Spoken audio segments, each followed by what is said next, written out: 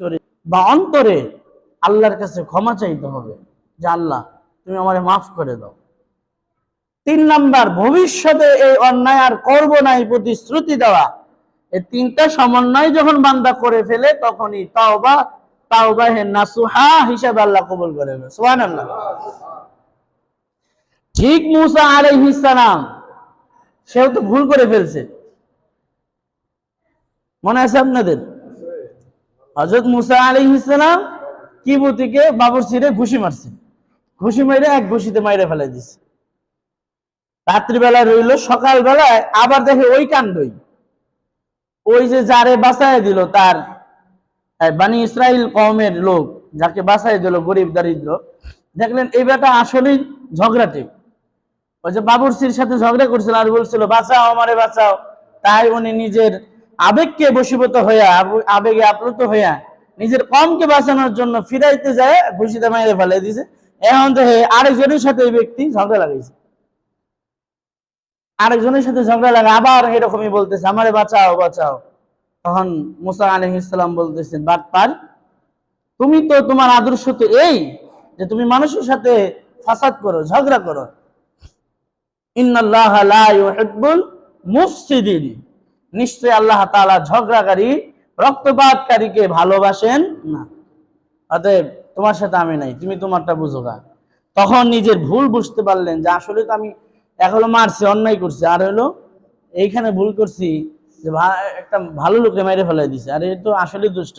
তখন নিজের ভুলকে স্বীকার করে বলেন ক্বালা রাব্বি ইন্নী যালামতু নাফসি ফাগফির লি ফাগফারা লাহু ইন্নাহু হুয়াল গফুরুর রহিম। সুবহানাল্লাহ। আমার মুসা সেই দিন বলতেছিল, মানে এই সূরা যখন নাজিল হয় রাসূল আকরাম সাল্লাল্লাহু আলাইহি ওয়াসাল্লামকে আল্লাহ তাআলা ডাক দিয়া বলেন, আ নবী, আপনার উম্মতদেরকে শিক্ষা দেওয়ার জন্য আমি আপনার কাছে কাসাস অর্থাৎ ঘটনা এখন বর্ণনা করতেছি। তাই নবীকে আল্লাহ তাআলা এক পর্যায়ে ডাক দিয়া কয়, আমার মুসা সেই দিন বলেছিল, হে আল্লাহ তাআলা, আমি অন্যায় করে ফেলেছি, নিজের উপরে নিজে জুলুম করেছি, আল্লাহ তাআলা তুমি আমাকে মাফ করে দাও, নিশ্চয় ইন্নাহু হুয়াল গফুরুর রহিম, নিশ্চয়ই তুমি ক্ষমাকারী। সুবহানাল্লাহ। আমি মুসা আলাইহিস সালামকে মাফ করে দিলাম। সুবহানাল্লাহ। এরপর হযরত মুসা আলাইহিস সালাম, ওনার একটা বন্ধু ছিল, তাকে আইসা সংবাদ দিল মুসা আলাইহিস সালামকে যে মুসা আপনি পারেন তো এখান থেকে তাড়াতাড়ি ভাগেন, না হলে ফেরাউন চূড়ান্ত ভাবে চক্রান্ত করে ফেলেছে, আপনাকে মেরে ফেলবে। তখন বললেন তাহলে তো বিপদ, আজকে আমার রাস্তা দেখাবে কে? বললেন নিশ্চয়ই আমার রব আমাকে রাস্তা দেখায় দেবেন। সুবহানাল্লাহ। হযরত মুসা আলাইহিস সালামকে আল্লাহ তাআলা নির্দেশ দিলেন এদিকে যাও। এদিকে হইল মাদাইন, মুলকে শুআইব আলাইহিস সালাম, অর্থাৎ শুআইব আলাইহিস সালাম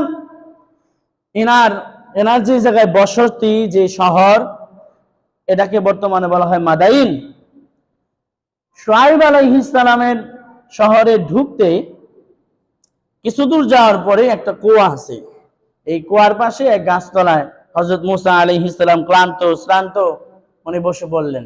বসার পরে দেখতেছেন যে দুইটা সুন্দরী রমণী, দুইটা মেয়ে এভাবে সুন্দর করে এই বকরিগুলোকে, গানাম যেটা বকরি অথবা দুম্বা, এই দুম্বা বকরি ছাগল এগুলো নিয়ে আসছে ওই পিপাসার্তদেরকে পানি খাওয়ানোর জন্য, পানি পান করানোর জন্য। কিন্তু তারা খুব লাজুক, ওই আরো অন্যান্য যুবক রাখালরা ওইখানে পানি পান করাইতেছে, এ দেখে তারা একটু দূরে দাঁড়ায় রয়েছে, পানি পান করাইতে যাইতে সাহস পাইতেছে না, লজ্জা পাইতেছে। হযরত মুসা আলাইহিস সালাম আগায় গেলেন, তাদের কাছে জানতে চাইলেন, হাল হাকিকত বললেন, আর বললেন যে আপনি যদি বিশ্বাস করেন আপনারা, তাহলে আমাকে আপনাদের ছাগলগুলো দেন, আমি পানি পান করাই দিই। সে যায়া ওই ভিড়ের মধ্যে থেকে পানি পান করে এরপরে দিয়ে দিল। ওই মহিলাদের, ওই মেয়েদের ভালো লেগে গেল, হযরত মুসা আলাইহিস সালামের প্রতি একটু আকৃষ্ট হলেন।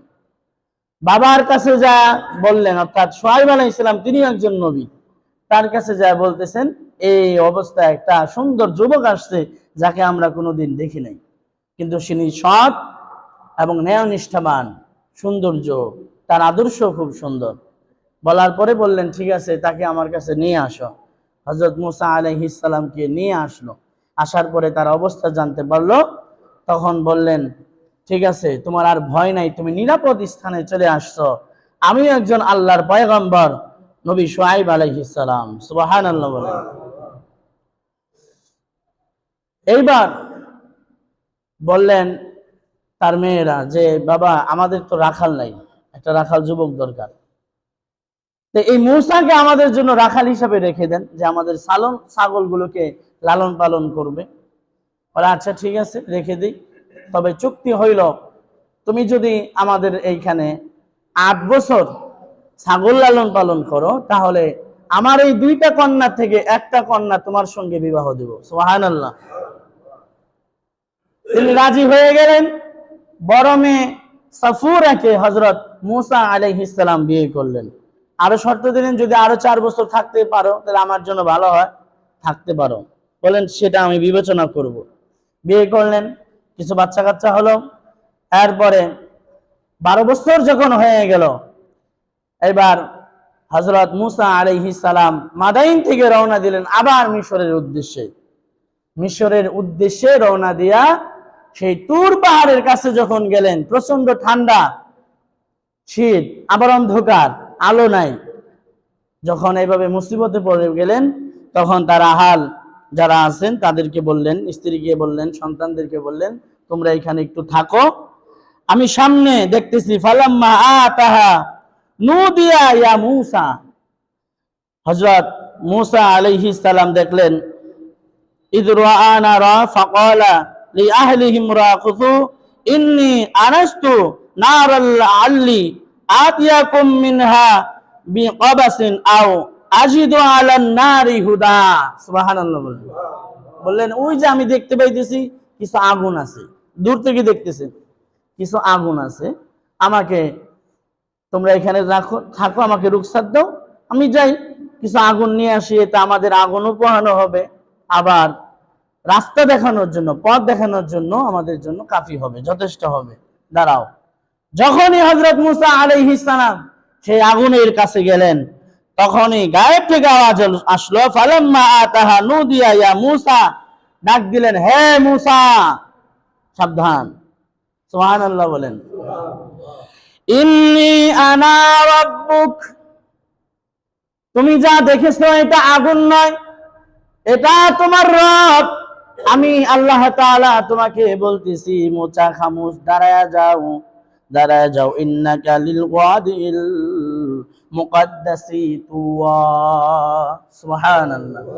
নিশ্চয়ই তুমি কই দাঁড়ায় আছো জানো? তুমি দাঁড়ায় আছো ওয়াদিল মুকাদ্দাস তুওয়া, যেটা পবিত্র এক উপত্যকায়। ওয়াদিল মুকাদ্দাস বলা হয় 2টা পাহাড়ের সমতল ভূমি, যেটা উপত্যকা। এই উপত্যকাকে আরবিতে বলা হয় ওয়াদিল মুকাদ্দাস। তুমি এই পবিত্র ওয়াদিল মুকাদ্দাসের মধ্যে এখন দাঁড়ায় আছো। সুবহানাল্লাহ। অতঃপর শোনো, ফাখলা'না লাইকা, তুমি তোমার জুতাকে দূরে খুলে এসো। সুবহানাল্লাহ। জুতা খুলে আসো, কারণ এইখানে জুতা নিয়ে আসা যাবে না। এই জায়গার মধ্যে তোমার রবের নূর পড়েছে, আমি তোমার কাছে এখন ওহী নাজিল করব। সুবহানাল্লাহ। এই প্রথম হযরত মুসা আলাইহিস সালাম ওহী প্রাপ্ত হইলেন। যা লম্বা কাহিনী। হযরত মুসা আলাইহিস সালামকে আল্লাহ তাআলা বলেন, তোমাকে আমি রিসালাত দান করলাম, এখন তুমি যাও, যাও এবার মিশরে যায় তোমার প্রথম কাজই হচ্ছে ফেরাউনকে যায় দাওয়াত দিবা কালেমার। সুবহানাল্লাহ।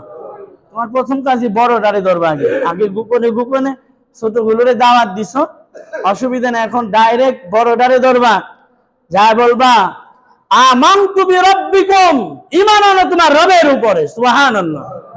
এটা তুমি বলবা। বলে আচ্ছা ঠিক আছে। হযরত মুসা আলাইহিস সালাম আল্লাহ তাআলার কাছে বললেন, এ রব্বে কারীম, আমার তো মুখ একটু তুতলানো, আমার কথা সবাই বুঝতে পারে না। আমি যদি দাওয়াত নিয়ে যাই আমার কথা বুঝবে না, দাওয়াত দিতে যায় লম্বা চূড়া কথা যদি বলতে যাই তাহলে আমার দাওয়াত নেবে না, শর্টকাটে সুন্দরভাবে বুঝাইয়া দিতে হবে। কত বড় সেই হিকমত আমার কাছে আছে, কিন্তু বলার কোনো এভাবে সক্ষমতা আমার নাই। কি করা যায়? আমার ভাই হযরত হারুনকে আপনি নবুয়তি দান করেন। সুবহানাল্লাহ। বললেন ঠিক আছে। হযরত মুসা আলাইহিস সালাম বলেন, হিকমত আপনার দেওয়া আমার থাকবে, আর মুখ দিয়া দাওয়াত দিবে হযরতে হারুন। বললেন ঠিক আছে। দুইজনে মিলা যখন দাওয়াত দেওয়া শুরু করলেন, লম্বা কাহিনী, দাওয়াত গ্রহণ করলেন না, সাপ দিয়া ভয় দেখাইলেন। হযরত মুসা আলাইহিস সালামের হাতের লাঠি ছেড়ে দেওয়ার পরে লম্বা চড়া বড় এক সাপ হয়ে গেল। হযরত মুসা আলাইহিস সালামের লাঠি সেই সাপ জাদুকরদের সব সাপগুলোকে গ্রাস করে ফেলেছে। ওইখানে শত শত জাদুকররা ইসলাম ধর্ম গ্রহণ করেছে। সুবহানাল্লাহ। কিন্তু মিস্টার ফেরাউন যে চূড়ান্ত পর্যায়ে আল্লাহর সঙ্গে জুলুম করেছে, নিজেকে অপরাধী বানায় ফেলেছে, সে কোশ্চিনকালের জন্য ঈমান আনবে না। আর যারা ঈমান এনেছে তাদের প্রতি তার কত ক্ষোভ, তাদের সঙ্গে কত বেয়াদবি করেছে, তাদেরকে কত মারধর করেছে। কত মানুষের ইতিহাস বলা যাবে এই কোরআন থেকে। শুধুমাত্র একটা মানুষের ইতিহাস আমি আপনাদেরকে শোনাই। আল্লাহর নবী পয়গম্বর মুহাম্মদুর রাসূলুল্লাহ সাল্লাল্লাহু আলাইহি ওয়াসাল্লাম বলেন, মুসলিম শরীফের হাওয়ালায় মুসলিমের সরার মধ্যে লেখেন, আল্লাহর নবী যেদিন মেরাজের দিকে রওনা দেন, যে রাতে, ওই রাতে রওনা দেওয়ার পরে বাইতুল মাকদাসের পাশে যখন পৌঁছায় গেলেন, পৌঁছানোর পরে আল্লাহর নবী জিবরাইল আমিন আলাইহিস সালামকে ডাক দিয়া বলেন, এ ভাই জিবরাইল, আমার যদি ভুল না হয় নিশ্চয়ই আমি আমার নাকের মধ্যে জান্নাতের ঘ্রাণ পাইতেছি। সুবহানাল্লাহ। আমি কি জান্নাতের কাছে এসে পড়লাম নাকি? বলে, না ইয়া রাসূলুল্লাহ, এটা দুনিয়ার জমিনে, এখনো জান্নাত তো দূরের কথা। বলে, তাহলে স্পষ্ট আমি জান্নাতের ঘ্রাণ পাই। নবী আলাইহিস সালামকে হযরত জিবরাইল আমিন আলাইহিস সালাম ডাক দিয়া বলেন, পয়গম্বর, আপনি সত্যি বলতেছেন, এখানে একটা জায়গা আছে অল্প একটু, যে জায়গাটাকে আমার আল্লাহ তাআলা জান্নাতের বাগান বানায় দিয়েছেন। সুবহানাল্লাহ। বলে, সেই জায়গাটা কোনটা? বলে, বাইতুল মাকদাসের পাশে মা এবং দুই ছেলের কবর। যে মা এবং দুই ছেলের কবর আছে তাদেরকে আমার আল্লাহ তাআলা জান্নাতের সংবাদ দিয়েছে। তারা এই জায়গার মধ্যে শুয়ে আছে, তাদের কবরগুলো জান্নাতের বাগান করে দিয়েছেন। সেই জান্নাতের ঘ্রাণ আপনার নাকের মধ্যে পাইতেছেন। বলেন, তাহলে তাদের পরিচয় আপনি দেন। বলে, তাদের পরিচয় হলো, ইয়া রাসূলুল্লাহ, এখানে যে মা শুয়ে আছে সে মা হইল ফেরাউনের দাসী মা সীতা। সুবহানাল্লাহ বলেন। মা সীতা ফেরাউনের দাসী। ফেরাউন যখন শুনতে পারলো মা সীতা ঈমান এনেছে আল্লাহর উপরে, ফেরাউন ডাক দিয়া বলেন, মা সীতা, ঈমান তুমি ছেড়ে দাও। বলে, না না, আমি ঈমান ছাড়বো না। মুসা যে ঈমানের দাওয়াত দিয়েছে সেই ঈমানের উপরে আমি অবিচল থাকবো। আমার জীবন চলে গেল, আমি আল্লাহ তাআলাকে ছাড়বো না।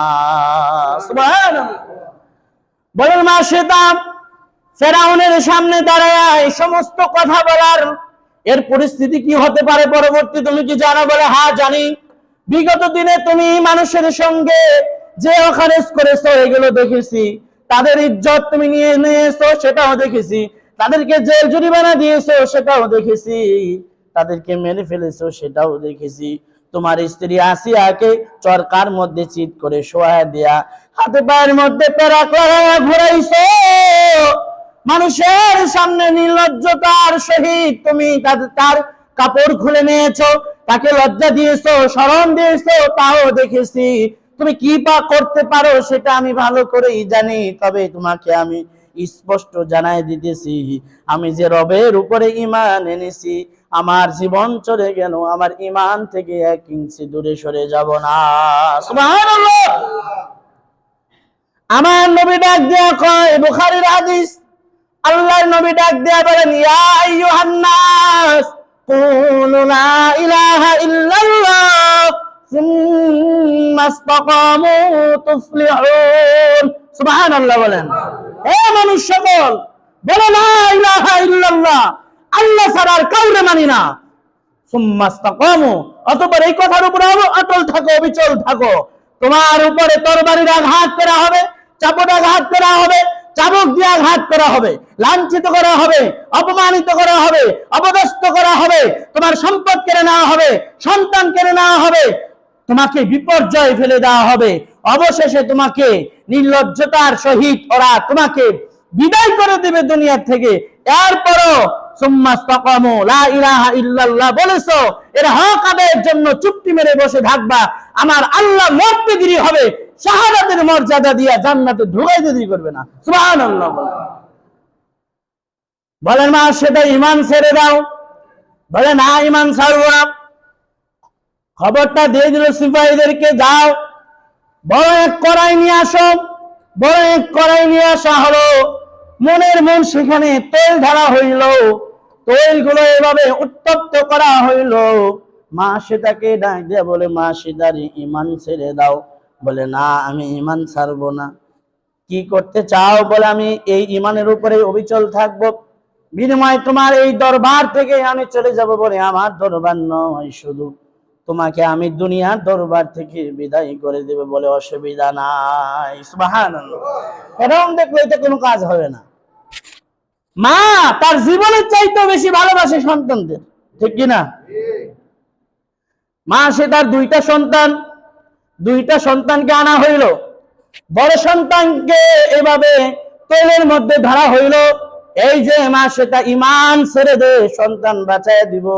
যদি ঈমান না ছাড়ো তাহলে সন্তান কি হতে পারে? বলে জানি কি হতে পারে। সঙ্গে সঙ্গে গলা কেটে সেই উত্তপ্ত গরম তেলের মধ্যে ফেলে দিল। সঙ্গে সঙ্গে খড়কুটা যেভাবে পানির উপরে ভেসে থাকে, মা সে তার বড় সন্তানের চামড়া আর মাংসগুলো এভাবে পুরে ছাই ছাই হইয়া হাড্ডিগুলো খড়কুটার মতো ভেসে উঠেছে। আল্লাহু আকবার বলেন। মা সেটা হাসে, বলে মা সেটা এখনো হাসতেছ, ভাবছো এক সন্তান গেছে, অসুবিধা না, আরেক সন্তান তো আছে। মা ডাকবে, বলে না না, এই দৃষ্টতা তুমি করো না, আমি তোমার এই সন্তানটাকেও রাখবো না।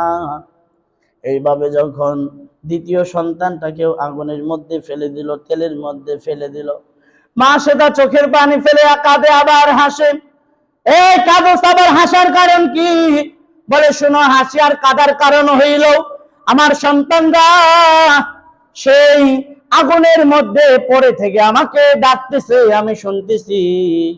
ইন্নাল্লাযীনা ক্বালু রাব্বুনাল্লাহু সুম্মা ইসতাকামু তাতানাজ্জালু আলাইহিমুল মালাইকাতু আল্লা তাখাফু ওয়া লা তাহজান। সুবহানাল্লাহ বলেন। যখন কোন মানুষ ঈমানের উপরে অবিচল থেকে মৃত্যুবরণ করে, তখনই আজরাইল যখন আসে, রহমতের ফেরেশতারা ডাক দিয়া কয়, এ ঈমানদার, ঈমান আনছো, ঈমানের উপরে অবিচল থাকো, তোমরা কোনো ভয় করো না, তোমরা কোনো টেনশন করো না, আমার আল্লাহ তাআলা তোমাদের জন্য জান্নাত রেডি করে রেখেছেন। সুবহানাল্লাহ। আমার সন্তান ডাক দিয়া কয়, মা সেটারে, মা ও মা, চলে আসো, চলে আসো, তুমি বাহ্যিক চোখ দিয়ে দেখতেছো আমরা ঝলসে গেছি। মা না না, বড় শান্তিতে আছি, আমার আল্লাহ বড় শান্তিতে রেখেছেন। সুবহানাল্লাহ বলেন। এই জন্য মুসলমান ঈমানদার মা সেটাকেও এইভাবে উলঙ্গ করে সেই গরম তেলের মধ্যে ফেলে দেওয়া হয়, এরপরে ঈমান থেকে 1 ইঞ্চি পরিমাণ দূরে সরে যায় নাই। সুবহানাল্লাহ। জিবরাইল আমিন ডাক দেয়া কয়, পয়গম্বর, এই যে মা আর সন্তানের হাড়গুলো করে এইভাবে এইখানে জমা করে রেখেছে, এই জায়গাটা আমার আল্লাহ জান্নাতের বাগান বানায়া দিয়েছেন। সুবহানাল্লাহ। জান্নাতের বাগান বানায়া দিয়েছেন। এজন্য মুসলমান ঈমানদার, যদি ঘরে ঈমান আনা যায় আর ঈমানের উপরে অবিচল থাকা যায়, বাঁচাবেন কে? আল্লাহ। বলে দুনিয়া থেকে তো চলে যাবো, আরে দুনিয়াটা তো ক্ষণস্থায়ী, চিরস্থায়ী কি? কথা বলেন, চিরস্থায়ী আখিরাত। আখিরাতে আল্লাহ তাআলা বাঁচায় দিবে। আর যদি খালি মুসা আলাইহিস সালামের মতো ঈমান আপনার আমার মধ্যে থাকে, তাহলে তো দুনিয়ার হাজার বাতিলদেরকে ধ্বংস করে দিয়া আল্লাহ তাআলা ঈমানদারদেরকে বিজয় দান করবেন। সুবহানাল্লাহ। আল্লাহ বলেন বিজয় তো ঈমানদারদের জন্যই, কারণ ঈমানদার মুসলমান মরলে শহীদ, বাঁচলে গাজী। সুবহানাল্লাহ। দেখেন না ফেরাউনের ধ্বংস কিভাবে হইল? চূড়ান্ত পর্যায়ে যখন ফেরাউন মুসা আলাইহিস সালামকে ধ্বংস করার জন্য, মেরে ফেলার জন্য সিদ্ধান্ত নিয়ে নিল, সাথে সাথে এবার মুসা আলাইহিস সালাম পাকড়াও হয়ে গেলেন। তার সঙ্গীদের নিয়ে আল্লাহর নির্দেশে এবার ওইখান থেকে হিজরত রওনা দিলেন, ওইখান থেকে সরে যাবেন।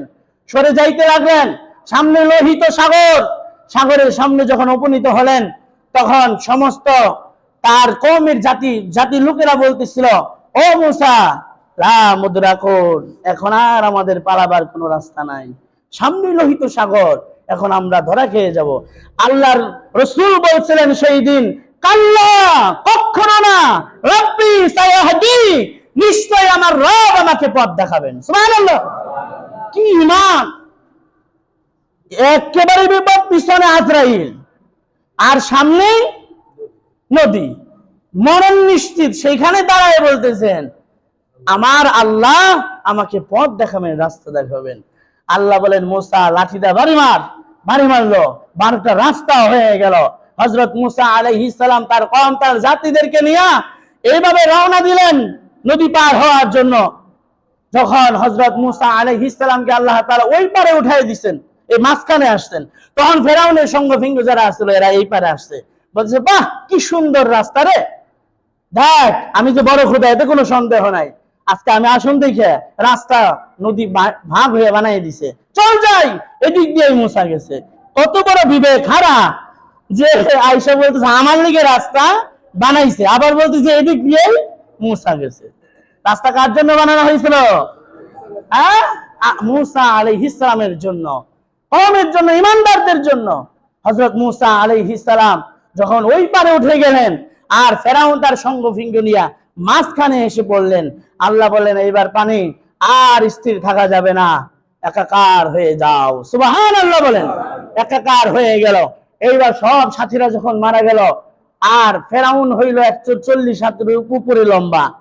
এর পরিস্থিতির মধ্যে থাইকা যখন দেখলেন বিপদ একেবারে, একবার উপরে উঠে আরেকবার নিচে যায়, উপরে উঠে নিচে যায়, তখন বলতেছে যে ওয়া আনা মিনাল মুসলিমিন, আমি তো একজন ঈমানদার।